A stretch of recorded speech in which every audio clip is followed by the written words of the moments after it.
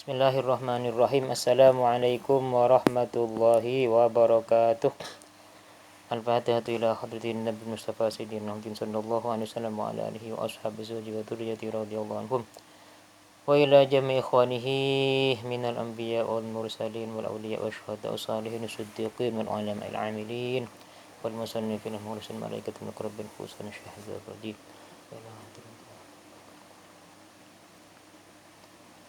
Al-Fatihah. A'udzu billahi minasyaitonir rajim. Bismillahirrahmanirrahim. Alhamdulillahi rabbil alamin arrahmanir rahim maliki yaumiddin. Iyyaka na'budu wa iyyaka nasta'in ihdinas siratal mustaqim. Siratal ladzina an'amta 'alaihim ghairil maghdubi 'alaihim waladdallin. Rabbi ighfirli wa liwalidayya amin. Para santri semuanya, kita akan memulai pelajaran sekarang ini adalah cara atau urutan pelajaran mana yang harus didahulukan. Kalau kemarin adalah waktunya mempelajari, waktunya mengaji. Di antaranya diterangkan kemarin waktu mengaji ialah hendaknya dimulai hari Rabu. Karena ada hadis ma min syai'in budi'a fi yaumil arbi'a illa waqad tamah. Tidak ada dari sesuatu yang baik ketika dimulai di hari Rabu, maka itu akan menjadi sempurna. Dan ini yang dicontohkan oleh salafun saleh, oleh para imam terdahulu, termasuk Imam Abu Hanifah seperti itu. Maka nanti kalau kalian mau balik pondok hari Rabu, atau nanti di pondok akan dimulai di hari Rabu. Semoga apa yang dipelajari kemudian menjadi sempurna ya. Amin. Terus kemarin juga diterangkan Rabu itu termasuk hari yang berkah bagi umat Islam, dan juga hari di mana diciptakan oleh Allah Ta'ala cahaya, yaitu di hari Rabu. Itu ingetin semua ya. Terus kemarin juga diterangkan ukuran belajar. Berapa ukuran belajar kadarnya? Kadarnya adalah sekiranya dihafal atau diulang 2 kali bisa hafal. Tapi itu relatif ya. Artinya jangan terlalu banyak bagi pemula. Jadi sekiranya diulang-ulang 2 kali itu sudah hafal, maka seperti itulah. Dan nanti ditambah tiap hari 1 huruf bertahap. Intinya adalah yang paling utama itu adalah murojaahnya. Jadi ilmu yang sudah dihafalkan, hafalan yang sudah didapat itu dimurojaah. Ilmu yang sudah diajarkan oleh guru itu, materi itu dimurojaah, diulang-ulang. Itu intinya ya, pada kesempatan kemarin. Sekarang kita nambah materi berikutnya, yaitu tentang mendahulukan pelajaran mana yang perlu didahulukan ya. Sekarang kita dibuka. Bismillahirrahmanirrahim. Wa yambaghi, dan patut atau seyogyanya ya. Boleh juga pakai itu mananya. Ayyabtadi'ah apa memulai ya orang yang mencari ilmu atau talib ilmi bisyai'in dengan sesuatu ini isinya ilmu ya. Bisyai'in dengan sesuatu yakunu yang ada ya syai', akrabah ialah lebih mudah ila fahamihi untuk dipahamin. Jadi seyogyanya kita memulai pelajaran atau ilmu yang mudah dipahamin. Wa kana, dan ada syekh, siapa syekh al-imam yang menjadi imam, al-ustad yang menjadi guru, Syarafuddin, namanya Syarafuddin al-Uqaili, yang sebangsa Uqaili, yaqulu, berkata ya syekh, as-sawabu, adapun yang benar, indi, menurut aku, kata syekh Syarafuddin al-Uqaili, fi hadha, di dalam urusan memulai pelajaran ya, bukan Pak, di dalam urusan urutan pelajaran mana yang perlu didahulukan ya. Ma ialah sesuatu, fa'alahu, yang telah melakukan kepada masyayikhuna, siapa guru kami, masyayikhuna, siapa para guru kami. Fa'innahum, sungguhnya masyayikh atau guru-guru kami, kanu, ada ialah ada ya guru kami atau masyayikh, yakhtaruna, ialah memilih ya guru kami, lil mubtadi, bagi orang yang memulai belajar ilmu, lil mubtadi, bagi orang yang pemula ya, memilih apa? Sigharatil mabsuthah, kepada kitab yang kecil. Kepada kitab yang kecil. Ya annahu, karena sungguhnya ya pemilihan kitab yang kecil itu aqrabuh, ialah lebih mudah, aqrab ya lebih mudah atau lebih dekat, ilal fahmi, untuk difahamin, untuk faham. Wadhabti, dan dhabt ini sama artinya ya, pemahaman yang cermat ya. Wadhabti, dan memahami dengan cermat ya. Wa ab'adu, dan lebih jauh, minal malalah, dari kebosanan. Minal malalah, dari kebosanan. Wa aktsaru, dan lebih banyak, wuku'an, pengaruhnya, bainan nas, di antara manusia. Jadi kata ulama, kata Syekh Syarfuddin Al-Uqaili, menurut kami yang paling yang benar itu adalah ngikutin apa yang dikerjakan oleh para masyayikh, guru-guru kami, guru-guru kita ya. Jadi para masyayikh itu zaman dahulu itu ketika memulai pelajaran bagi pemula, itu pertama memilihkan kitab yang kecil dulu. Jadi yang jangan langsung kitab besar ya, kayak gini kitab kecil nih. Termasuk juga yang diajarkan di fikihnya kitab apa namanya, Safinatus Shalah kalau nggak salah ya, atau Safinatun Najah mungkin di pondok lain, itu kecil. Karena kitab kecil ini mudah dipahamin dan juga tidak membosankan. Karena itu biasanya kitab itu yang dibahas ya yang kita kerjakan tiap hari ya. Jadi itu lebih berpengaruh ya, karena langsung dipraktekkan tiap hari. Itu pertama untuk pemula ya, seperti itu tunjuknya dari kitab ini ya. Terus kita lanjut. Wa yang bagi, dan juga patut ya, atau seyogyanya, ayu aliko, apa, menulis ya muta'allim. Muta'allim itu orang yang mencari ilmu, orang yang belajar ilmu. Ayu aliko, menulis, al muta'allim, siapa orang yang belajar ilmu, ya orang yang belajar ilmu, asab kepada pelajaran,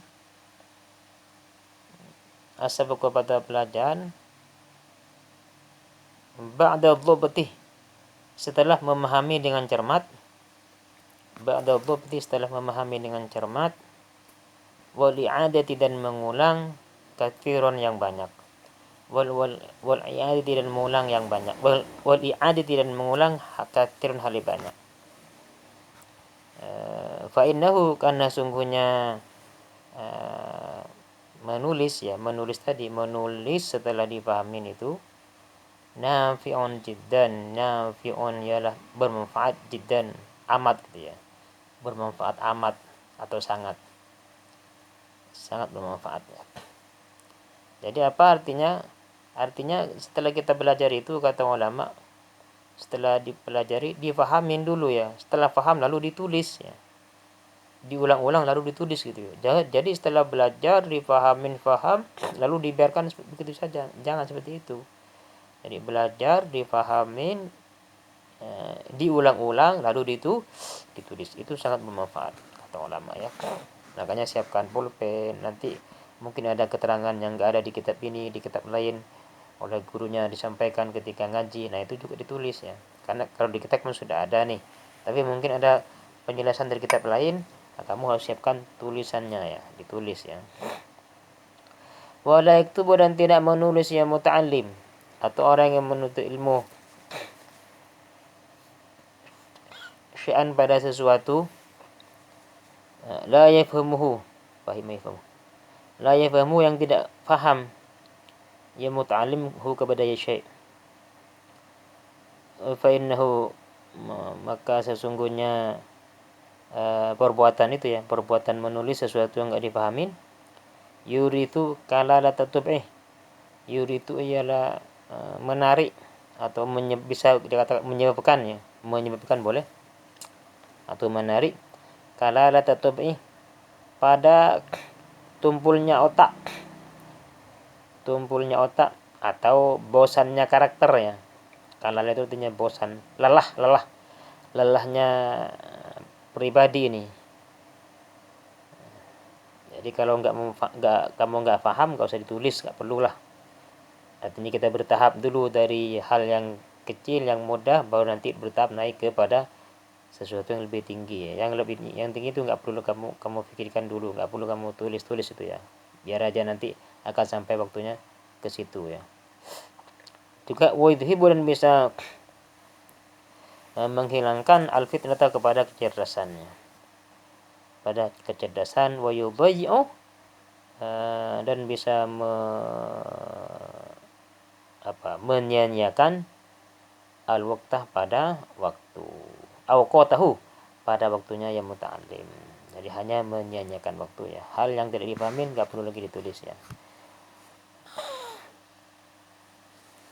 Wa yang bagi dan juga patut atau seyogyanya ayyajtahidah apa bersungguh-sungguh ya muta'allim, bersungguh-sungguh ya muta'allim fil fahmi di dalam memahami,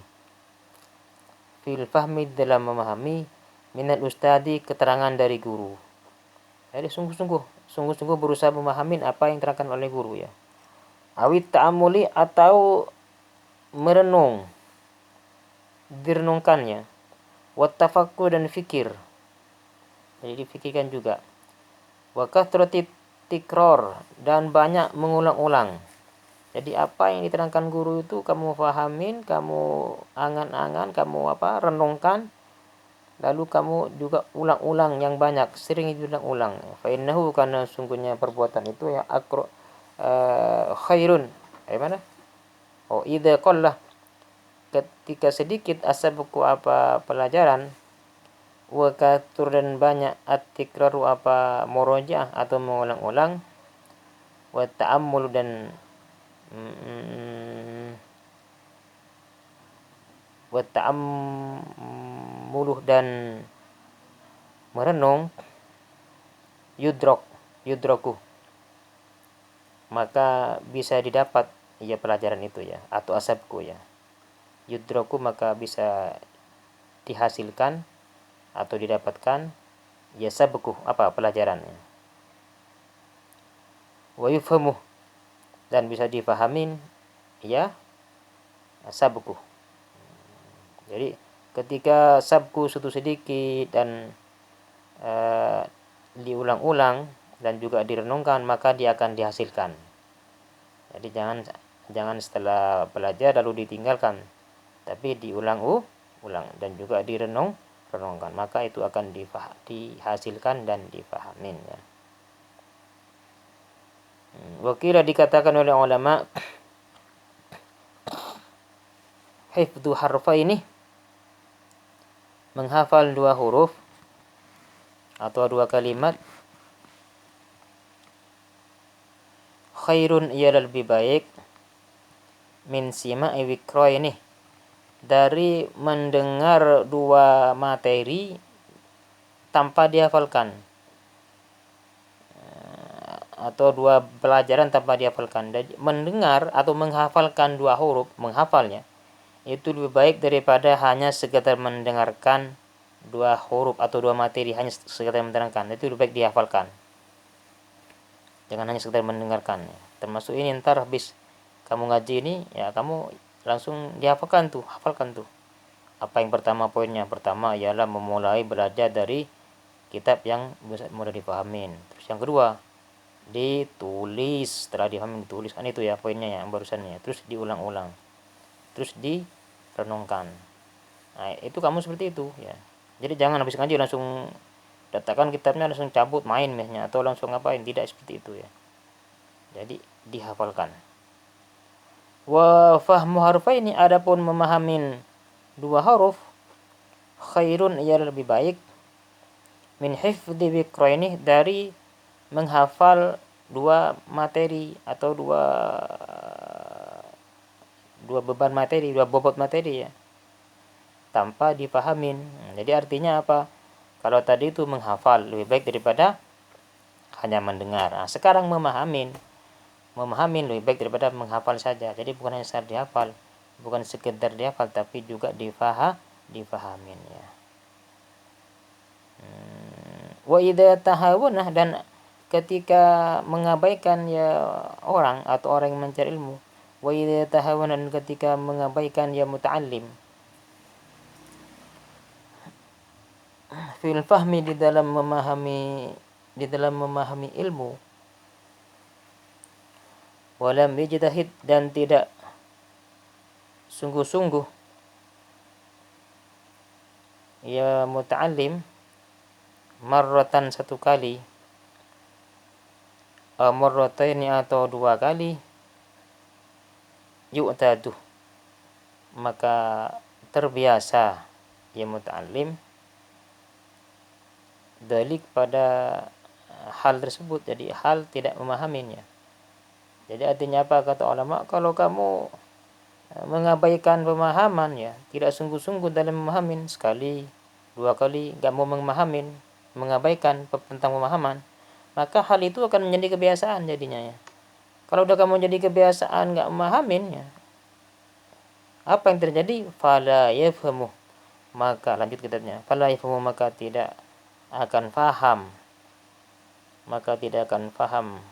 ya muta'allim al-kalam al-yasirah, pada perkataan yang sedikit, pada jadi materi sedikit pun dia tidak akan paham jadinya kalau terbiasa tidak mau memahami. Jadi setiap belajar itu usahakan kita memahaminya ya, direnungkan gitu ya, dipahamin apa tadi yang diterangkan oleh Pak Guru, apa tadi yang diterangkan oleh Pak Ustadz, oleh Ibu Guru ketika di kelas itu, ketika sekolah. Nah, itu direnungkan, diusahakan dipahamin. Kalau kamu terbiasa nggak mau memahamin, terbiasa mengabaikan pemahaman, jangankan materi yang banyak, materi sedikit pun kamu tidak akan paham jadinya ya, karena sudah tidak terbiasa dengan memahami. Makanya poin daripada pelajaran hari ini, kita harus bersungguh-sungguh memahami pelajaran. Jangan santai gitu, jangan santai-santai ya. Harus siap, apa kata saya kemarin, siap capek, siap payah ya, siap capek ya. Nanti siiran-siiran yang sudah ditulis itu yang sudah diketik itu kamu hafalkan itu ya. Di situ kan banyak peringatan-peringatan itu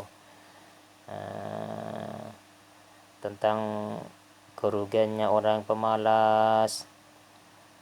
Walam aril kusa lal hadhayuhdha siwa nadamin wa hirmanil amani. Siapa yang sudah hafal itu? Ada itu kan kemarin sudah dibacakan tuh. Walam arulil kusalal hadhayuhdha siwa nadamin wa hirmanil amani. Aku tidak melihat pemalas itu mendapatkan keuntungan. Pemalas itu tidak akan mendapatkan keuntungan kecuali hanya penyesalan, dan hirmanil amani, tidak akan tercapai cita-citanya. Jadi jangan sampai jadi pemalas. Dan pemalas ini bukan hanya untuk pelajaran ilmu, semuanya. Malas bekerja, tidak akan dapat keuntungan. Malas belajar apalagi, tidak akan dapat ilmu. Malas ibadah kepada Allah, tidak akan dapat pahala, tidak akan dapat kedekatan kepada Allah. Pokoknya malas ini harus dijauhin ya. Jangan sampai malasnya. Ayo baca bareng-bareng siiran yang tadi saya bacakan tuh. 1, 2, 3. Walam arolil kusalal hadhayuhdha siwa nadamin wa hirmanil amani. Artinya bahasa Indonesianya baca sendiri kan, ada tuh sudah ditulis tuh ya. Jadi jangan sampai malas ya. Harus berusaha terus, siap untuk capek, siap untuk memahami ilmu. Kita lanjutin.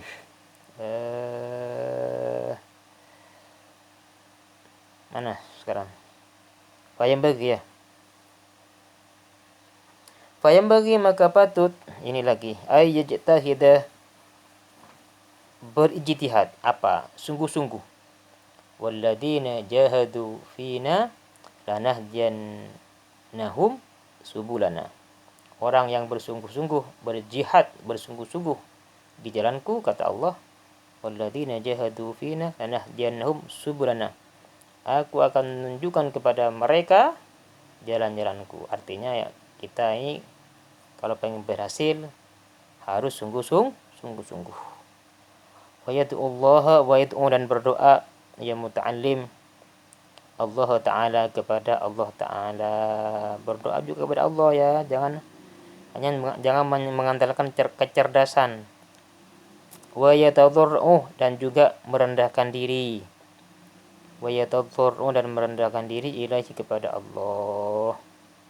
Fa innahu kana sesungguhnya Allah yujibu ialah menjawab ya Allah, akan menjawab ya Allah man kepada orang da'ahu yang meminta ya manhu kepada Allah.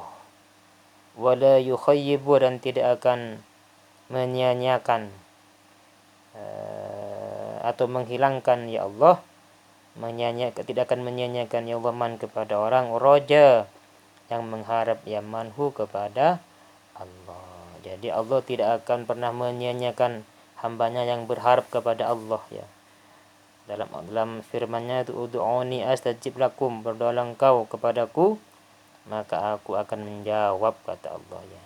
Dalam ayat lain wa idza sa'alaka 'ibadi 'anni fa inni qarib ujibu da'watad da'i idza da'an falyastajibu li wal yu'minu bi la'allahum yarshudun. Al-Baqarah ayat 186. Apabila hamba-hambaku bertanya kepada engkau Muhammad tentang aku, katakanlah, aku ini dekat dan aku akan menjawab doanya hambaku yang berdoa kepadaku. Itu sudah janji Allah ya. Nah, di samping berdoa sendiri juga minta doa kepada orang lain. Fa innaka la tadri min ayyi fahin yuqbal. Karena sungguhnya engkau tidak tahu dari mulut mana doa itu diterima oleh Allah. Nah, terutama kepada orang tua minta doanya ya kepada orang tua. Kamu mumpung lagi ngumpul, usahakan berbakti kepada orang tua. Utamakan membantu orang tua, jangan ditinggalkan itu. Pagi-pagi itu nyapu, ya apalah pokoknya beres-beres, tempat tidur semuanya beresin, membantu ibu, membantu bapak. Jangan memilih perbuatan yang sunnah ya. Perbuatan sunnah itu apa? Pegang tasbih, zikir, jalan kesana kesini pegang tasbih, ngeliatin orang tuanya sibuk, nggak dibantuin, nggak boleh seperti itu ya. Ini sering saya ulang-ulang supaya kamu ingat, utamakan membantu orang tua, berbakti kepada orang tua ya. Minta doa kepada orang tua. Nah, karena doa orang tua itu langsung dikabul oleh Allah. Ada sebuah hadis ya, talatu da'awatin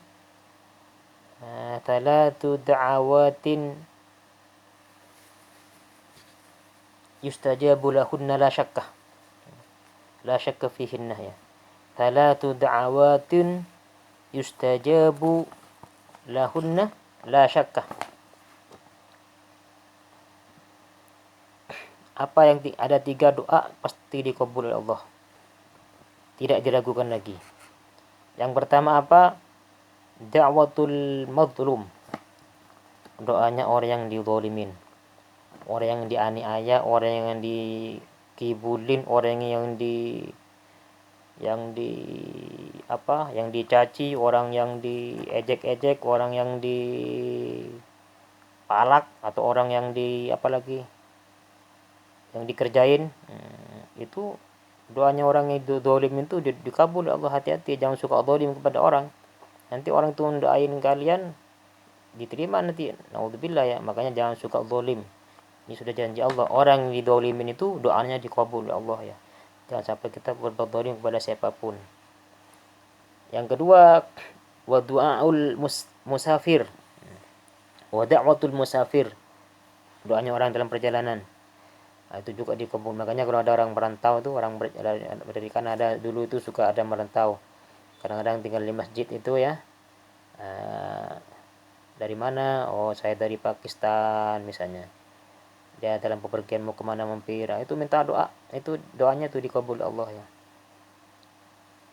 Terus yang ketiga, da'watul walid liwaladihi. Nah, ini ya, perhatikan. Yang ketiga adalah doanya orang tua kepada anaknya. Oh, itu langsung itu ya. Doanya orang tua kepada anaknya itu langsung dikabul oleh Allah, langsung terima. Jadi jangan malas minta doa kepada orang tua. Minta doa ya. Nah, terutama lagi jangan sampai durhaka durhaka. Saya udah pernah sampaikan dulu ini, durhaka kepada orang tua itu. Ini juga kalau nggak salah pernah saya tulis juga hadisnya itu di buku itu ya. Kalau kamu nggak nulis ya kamu sendiri yang salah ya. Nah, kalau sekarang kalau mau tulis nggak apa-apa ya. Silakan pulpen atau nanti putar lagi ini videonya ini ya. Kullu dzunub ya'khirullah minha ma sya'ah illa uququl walidain. Kullu dzunub yu'akhirullah minha ma sya'ah illa uququl walidain. Fayu'ajjilu fayu'ajjilullah li sahibihi fil hayati qabla mamatnya. Artinya apa? Semua dosa itu bisa Allah akhirkan. Yu'akhirullah minha ma sya'ah. Siksaan semua dosa itu bisa Allah akhirkan. Mungkin nanti di akhirat akan disiksa ya. Orang yang berbuat dosa. Illa uququl walidain, kecuali dosa durhaka kepada orang tua. Fayu'ajjiluhu li sahibihi fil hayati qabla mamat, maka Allah akan segerakan untuk siksaan kepada orang yang berdosa kepada orang tua. Allah Ta'ala segerakan fil hayati, ketika masa hidup, qabla mamat, sebelum meninggal. Makanya hati-hati jangan sampai berbuat durhaka kepada orang tua. Allah Ta'ala bisa murka dengan cara menyegerakan siksaannya sebelum mati disiksa. Kan ada ceritanya itu kutukan orang tua tuh, maling kundan dan sebagainya. Itu cerita itu benar itu ya, memang ada keterangan. Siapa lagi sahabat itu yang ketika itu siapa itu? Banyak itu cerita-cerita sahabat ya. Begitu juga sebaliknya ya. Ketika kita berbakti kepada orang tua, kita taat kepada orang tua, maka itu merupakan jalan kemuliaan yang sangat luar biasa. Contohnya siapa? Uwais Al-Qarni. Ada seorang pemuda dari Yaman itu ya. Saya cerita sedikit nih. Uwais Al-Qarni ini betul-betul hamba Allah, pemuda yang taat kepada ibunya. Jadi dia itu orang fakir, orang miskin, ibunya sudah sepuh. Jadi Uwais ini mengabdi setiap hari kepada ibunya. Ibunya itu tiap hari minta digendong, dia nggak kuat, lumpuh ya. Terus ada satu permintaan oleh ibunya itu, permintaan yang sangat Uwais Al-Qarni itu menjadi pikiran. Apa permintaannya? Permintaannya minta digendong, minta dibawa haji dari Yaman ke Mekkatul Mukarramah. Yaman ke Mekah itu minta dibawa haji. Bagaimana ya? Uwais Al-Qarni itu orang miskin, nggak punya apa-apa ya. Sedangkan jarak Yaman Mekah itu sangat jauh. Ya berarti harus menggendongnya. Ya kalau orang kaya mungkin punya unta ya dinaikin ke untanya ibunya itu. Tapi kan dia kan orang miskin. Setelah Uwais Al-Qarni mendengar permintaan ibunya itu, lalu Uwais Al-Qarni berpikir, ya Allah, gimana caranya saya membawa ibu pergi ke Mekah? Akhirnya Uwais Al-Qarni beli anak lembu, anak sapi yang kecil tuh, beli anak sapi dipelihara.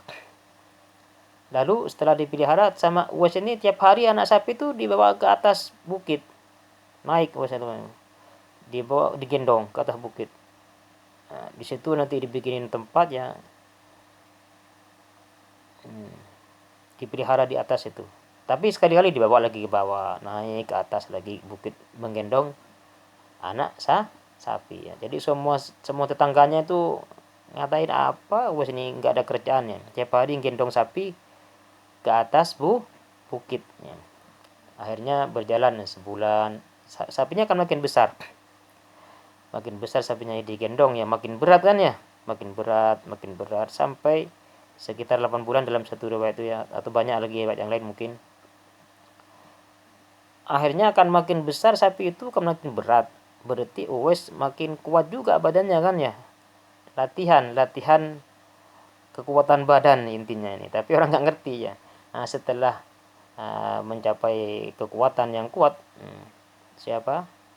Uwais, akhirnya Uwais langsung menggendong ibunya itu. Ya nggak seberapa ibunya itu ya dibanding menggendong anak sapi sekian bulan mondar-mandir naik ke atas bukit ya. Hanya kuat, akhirnya ibunya itu dibawa haji. Luar biasa ya, digendong. Kalau sekarang diongkosin kalau sekarang ya. Kalau saya gendong itu Uwais Al-Qarni. Udah cerita dikit nih. Oh sudah 30 menit, kuat nggak nih HP-nya? Oke, jadi sampailah ke Mekah. Akhirnya ibu Uwais ini berdoa, ya Allah ampunilah dosa ibuku katanya. Loh, ibunya dengar, kamu kok mendoakan aku, kata. Apa kata Uwais? Ya ibu, kalau Allah mengampuni dosa ibu dan ibu sudah masuk surga, itu sudah cukup untuk membawaku ke surga gitu ya. Ibu sudah masuk surga, saya pasti ikut gitu ya, pasti pasti dibawa gitu ya. Jadi saya gak memikirkan saya, yang penting ibu gitu masuk. Nah itu ya Uwais Al-Qarni. Hanya Uwais Al-Qarni setelah selesai itu, Uwais Al-Qarni pergi ke Madinah mencari Rasulullah. Sampai di Madinah Rasulullah nggak ada, Rasulullah lagi berperang. Akhirnya Uwais Al-Qarni pulang ke rumah ya, pulang dengan rasa kecewa. Kecewa karena pengen jumpa Rasulullah nggak kesampaian. Tapi gak kesampaian itu karena mengabdi kepada ibunya ya. Ya udah pulang ke rumah. Nah terus akhirnya Rasulullah datang dari ini. Dan Rasulullah nanya, mana itu orang tadi yang nyari saya, kata Rasulullah kepada Siti Aisyah. Udah pulang, udah pergi ya Rasulullah. Ketika itu ada Sayyidina Umar dan Sayyidina Ali. Kamu tahu nggak itu adalah orang langit, kata Rasulullah. Maksudnya itu viral di langit, itu hamba Allah, itu waliullah, itu kekasih Allah, itu namanya Uwais Al-Qarni. Nanti kalau kamu suatu saat nanti kalau dia datang ke sini ya, dia dari Yaman dia itu. Kamu minta doa ya, kata bilang kepada Sayyidina Umar, kepada Sayyidina Ali. Minta doa. Dia tandanya dia ada belang di tangannya. Jadi ketika kecil ketika masih muda itu Uwais Al-Qarni ini kena penyakit sopak. Jadi seluruh badannya ini berbelang-belang. Tapi setelah melaksanakan ibadah haji membawa ibunya itu oleh Allah Ta'ala disembuhkan. Tapi hanya beberapa bagian yang enggak kelihatan masih belang itu enggak sembuh. Kalau enggak salah di telapak tangannya itu ya. Nah, itu sebetulnya sebagai tanda saja, itu tanda untuk menemukan nama Uwais Al-Qarni itu di akhir zaman ya. Maksudnya setelah Rasulullah wafat ya. Itu di antara hikmahnya. Akhirnya udah seiring jalannya waktu ya, Rasulullah akhirnya wafat. Bergantilah sahabat Abu Bakar menjadi khalifah. Setelah itu diganti lagi sahabat Umar. Ketika sahabat Umar jadi khalifah itu, lalu Sayyidina Umar ingat dengan sabda Rasulullah